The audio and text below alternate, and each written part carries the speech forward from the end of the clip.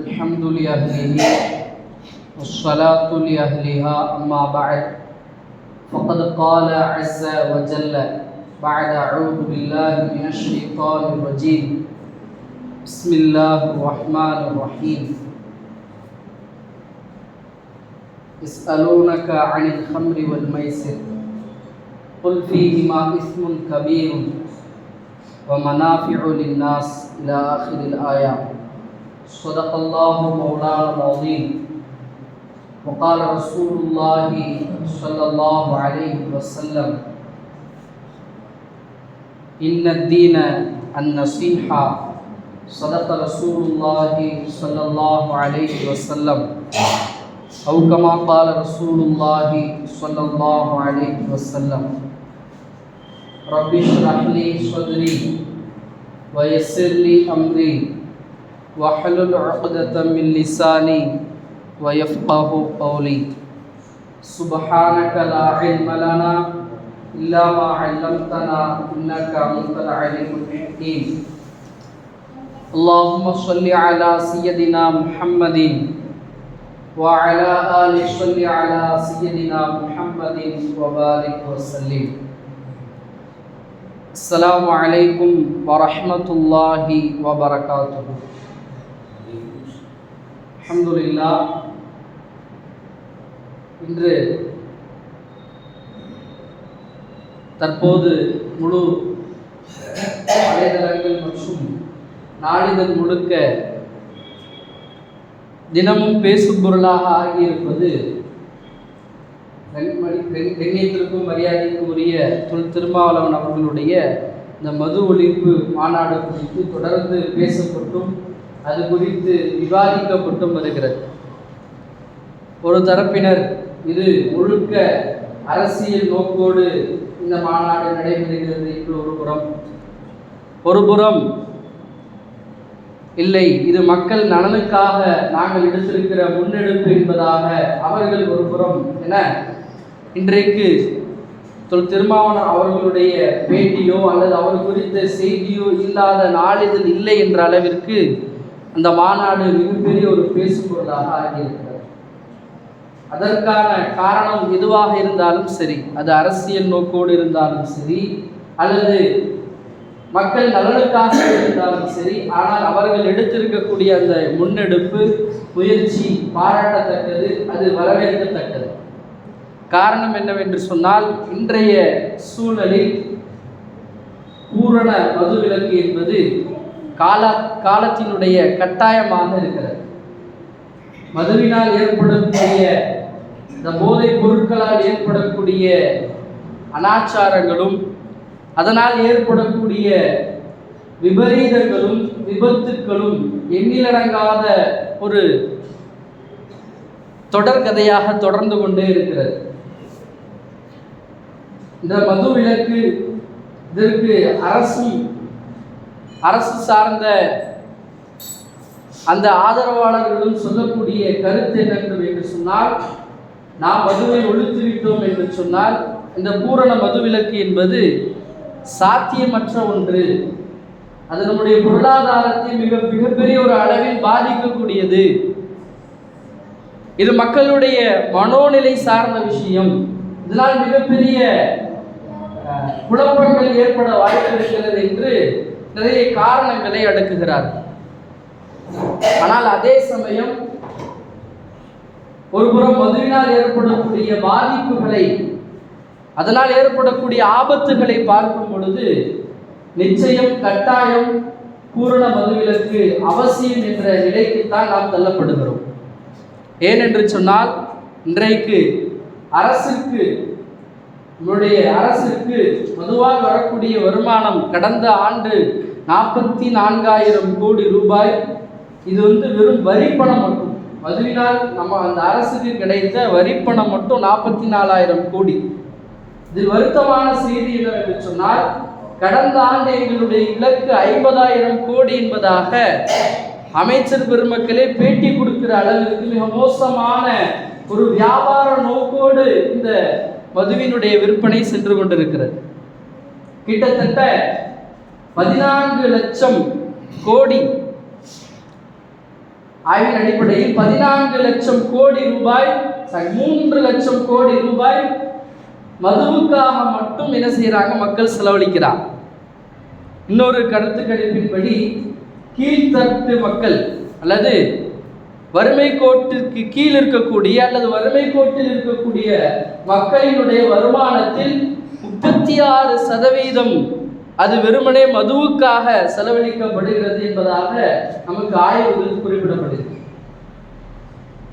இன்னொரு பக்கம் விதவைகள் மகளிருடைய அந்த ஆணையம் அவர்கள் வெளியிட்டிருக்கக்கூடிய அறிக்கையில் 14 லட்சம்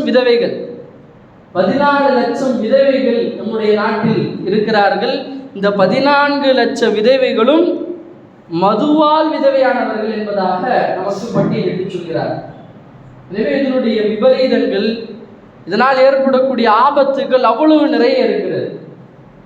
இன்னும் சொல்ல போனா விபத்துக்கள், மதுவால் 4,20,000 விபத்துக்கள் எனது கடந்த வருடங்களில் நிகழ்ந்திருக்கிறது என்பதாக அரசினுடைய அறிக்கையை நமக்கு என்ன செய்து சொல்லுது. அப்ப இப்படி மதுவினுடைய ஆபத்துகளும் அதனுடைய கொடூரங்களும் தலைவிரித்து ஆடக்கூடிய இந்த சூழ்நிலையில் மதுவிலக்கு, பூரண மதுவிலக்கு அவசியம் என்பதைத்தான் நாம் முன்மொழிகிறோம். அதைத்தான் இன்றைய அவர்களுடைய மாநாடும் என்ன செய்து முன்மொழிகிறது. இன்றைக்கு எல்லோருடைய பார்வையும் எப்படி இருக்குது அப்படின்னு சொன்னா, இது சாத்தியமற்ற ஒரு செயலாக மக்களுடைய மனதில் அரசாங்கமும் இதனுடைய ஆதரவாளர்களும் மக்களுடைய மனதில் இது சாத்தியமற்ற ஒன்று என்பதை விதைத்து விட்டார். ஆனால் அது சாத்தியம் உள்ளதா அல்லது சாத்தியமற்றதா என்பது அதற்கு அது இந்த விவாதத்திற்கு முன்னாடி இது அவசியமா இல்லையா என்ற விவாதத்திற்கு நாம் என்ன செய்யணும், வர வேண்டும்.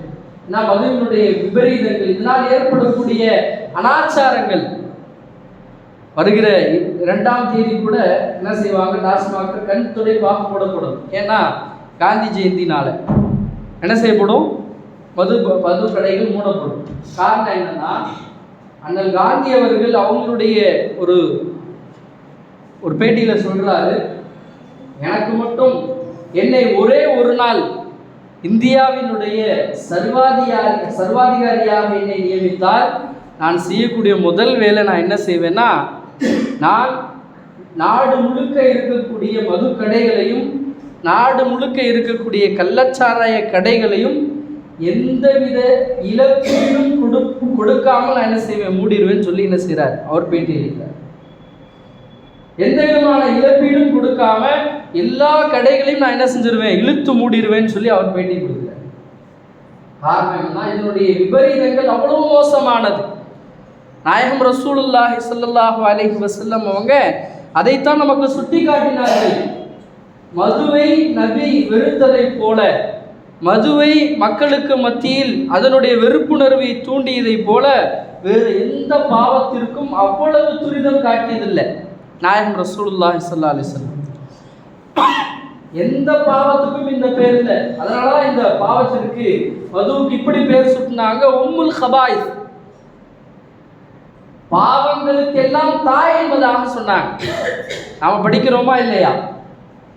அரபு நன்னெறி கதைகளில் ஒரு நல்ல மனிதர் இருந்தாரு.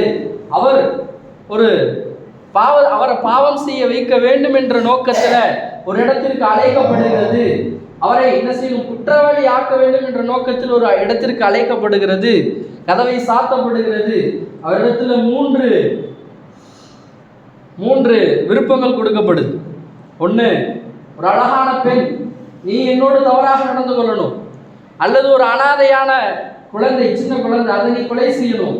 அல்லது மதுவை அருந்த வேண்டும். அவர் மது அருந்துறது சாதாரண விஷயம் தானே சொல்லி மதுவை எடுத்து குடிக்கிறார். ஆனால் ஆட்டோமேட்டிக்காக என்ன செஞ்சிருது, 2 பாவங்களும் நிகழ்ந்து விடுகிறது. அதனால தான் நாயகம் ரசூலுல்லாஹி ஸல்லல்லாஹு அலைஹி வஸல்லம் இதை அடிப்படையாக கொண்டு சொன்னாங்க, மது இருக்கிறதே அது உம்முல் ஹபாயிஸ், அது பாவங்களுக்கெல்லாம் தாய் என்பதாக சொன்னார். எவந்த ஒரு மனிதர் மதுவுக்கு அடிமையாகி விட்டாரோ அவர் அனைத்து பாவங்களையும் செய்யக்கூடிய நபராக அவர் மாறி விடுவார்.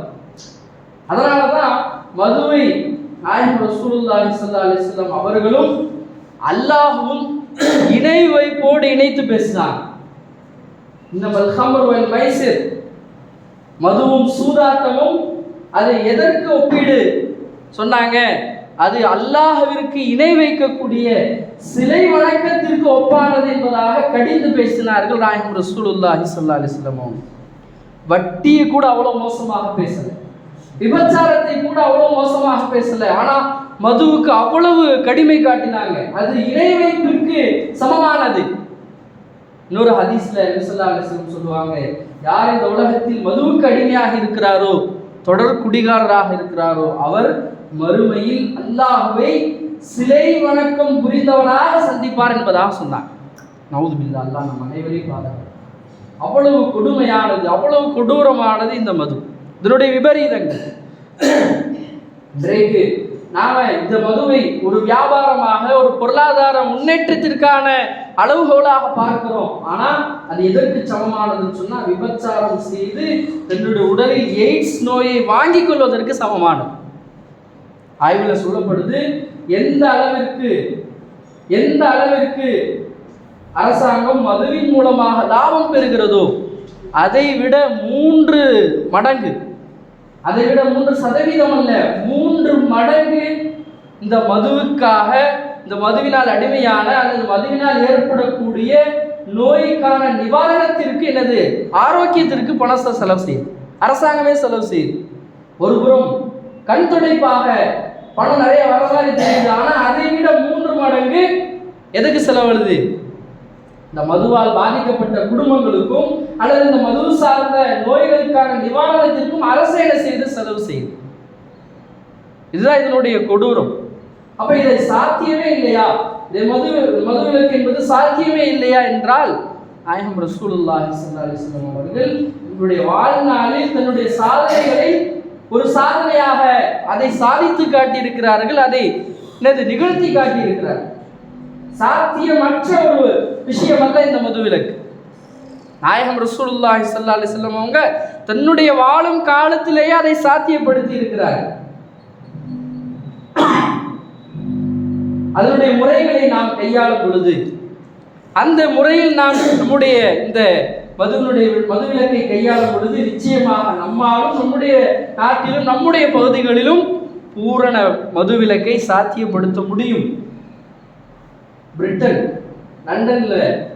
லண்டனுடைய ஒரு டாக்டர், அவர் தன்னுடைய அறிக்கையில சொல்றாரு, புகழ்பெரிய கல்லீரல் மருத்துவர், அவர் சொல்றாரு, வரக்கூடிய 20 ஆண்டுகளில் அவருடைய அந்த லண்டனுடைய அறிக்கை மட்டும் சொல்றாரு, 7000 நபர்கள் கல்லீரலுடைய பாதிப்பால மரணம் அடைவாங்கன்னு சொல்றாரு. அதே போல 14,000 பேர் இந்த மதுவினுடைய பாதிப்பின் காரணமாக ஒன்று இதய நோயாலோ அல்லது கேன்சராலோ அல்லது விபத்துக்களாலோ அல்லது வன்முறைகளாலோ அல்லது தற்கொலைகள் மூலமாக மரணம் அடைவார்கள் சொல்லி ஒரு அறிக்கையை செய்தாரு, சமர்ப்பிக்கிறார். காரணம் என்னன்னு சொன்னா, இந்த மது இருக்குது, இது உலகில் நடக்கக்கூடிய, நம்மளது நாட்டில் நடக்கக்கூடிய எல்லா பெரிய பாவங்களுக்கும் பெரிய தவறுகளுக்கும் நேரடியாகவோ அல்லது மறைமுகமாகவோ இது மிகப்பெரிய ஒரு காரணமாக இருக்கிறது. எனவேதான் நாயகம் ரசூலுல்லாஹி ஸல்லல்லாஹு அலைஹி வஸல்லம் அவங்க இந்த இஸ்லாத்தை, இந்த புனித மார்க்கத்தை இந்த மக்களுக்கு அறிமுகப்படுத்தும் முன்னால் அவர்களிடம் இருந்த அறியாமையை, அவர்களிடம் இருந்த அசுத்தத்தை கொஞ்சம் கொஞ்சம் களைந்தார்.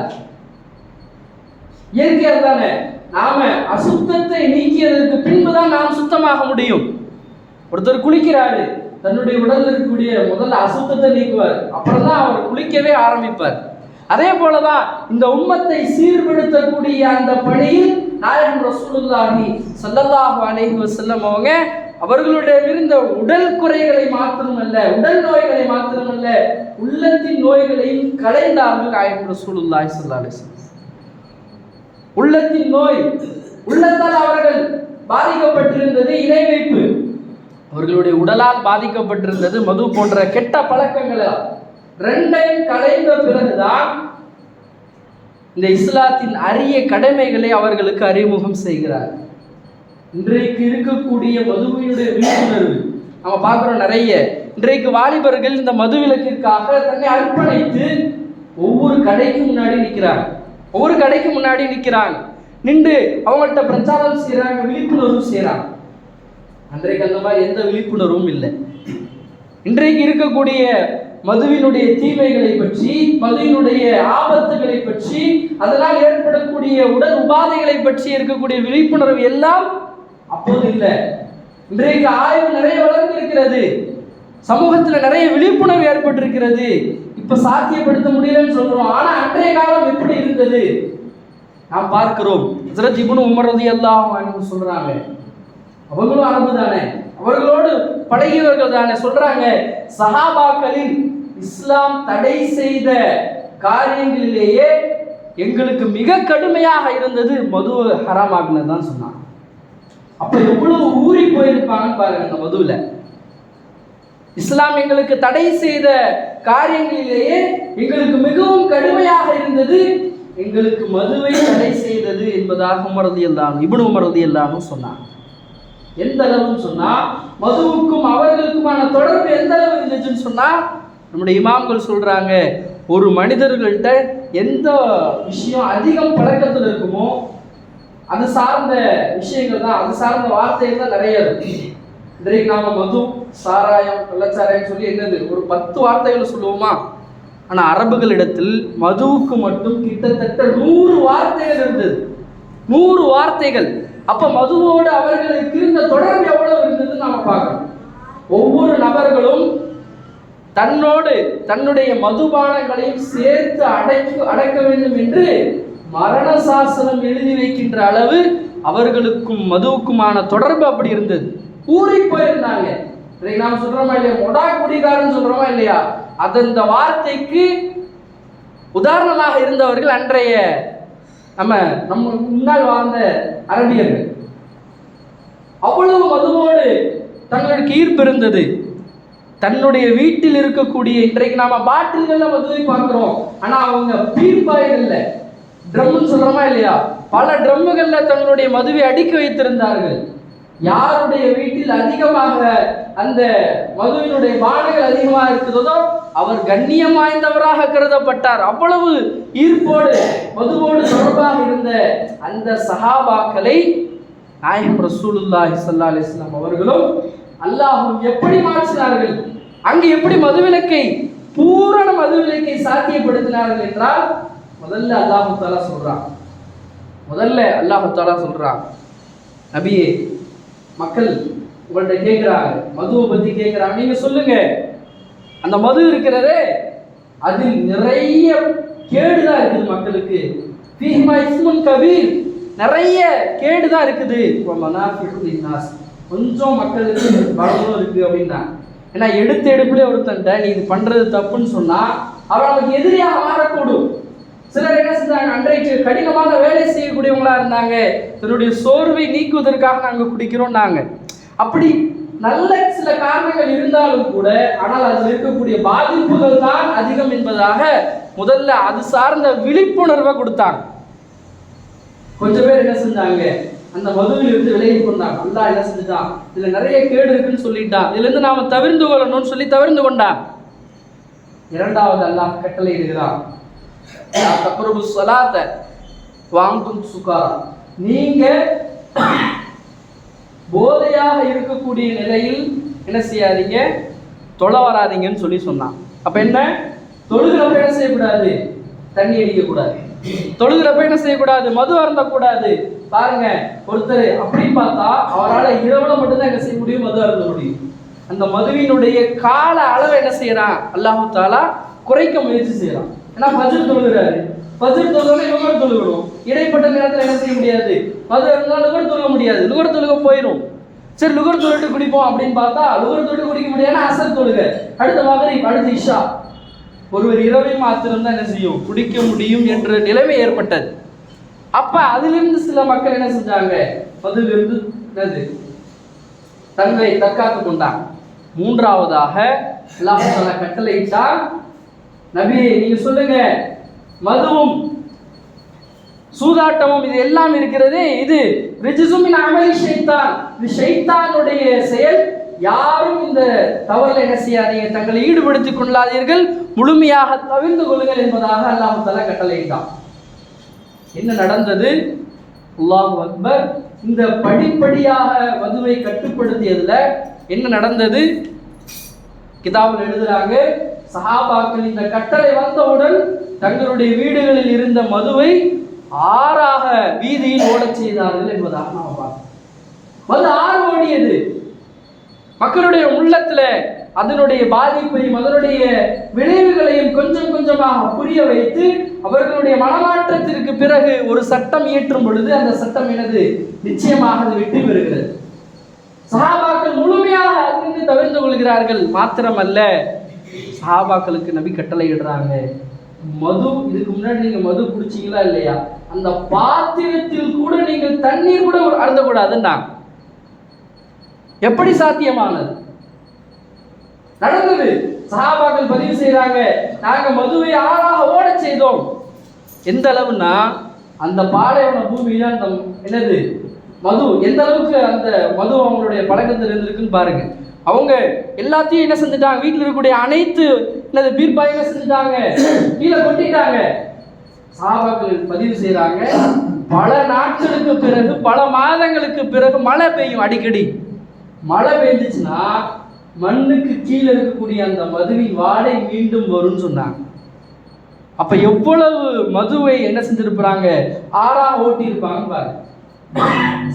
சஹாபாக்கள் கேட்கிறாங்க நபிட்ட வந்து, யார் சொல்லலாம், நீங்க மது குடித்த பாத்திரத்தை ஹராமாக்கிட்டீங்க, நாங்க மதுவில இருந்து முழுமையாக தவிர்த்து கொண்டோம், எங்களுக்கு புலங்கிறதுக்கு பாத்திரம் இல்லை, தயவு செஞ்சு எங்களுக்கு அனுமதி கொடுங்கன்னு சொல்லி மீண்டும் அனுமதி பெற்று அங்க என்ன செஞ்சாங்க.